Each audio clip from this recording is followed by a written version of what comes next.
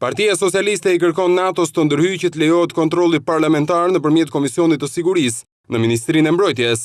Nëpërmjet një letre të firmosur nga 2 deputetët socialistë antar të këtij komisioni, Piero Lutaj dhe Armando Prenga, drejtuar sekretarit të përgjithshëm të NATO-s, zotit Anders Fogh Rasmussen, Celia Rose denoncon mos lejimin që Ministria e Mbrojtjes po i bën kontrollit që antarët e Komisionit të Sigurisë Kombëtare duhet të kryejnë në këtë institucion.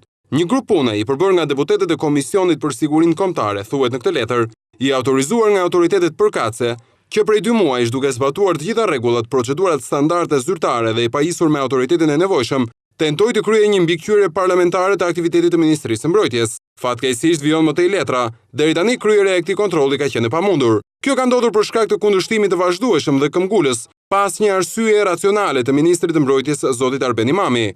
Duke e konsideruar këtë një situatë absurde dhe një shkelje flagrante të kontrollit parlamentar demokratik civil të forcave të armatosura, deputetët kërkojnë nga sekretari i përgjithshëm Rasmussen konsiderimin e një mbështetje të mundshme e racionale për zgjidhjen e kësaj situate.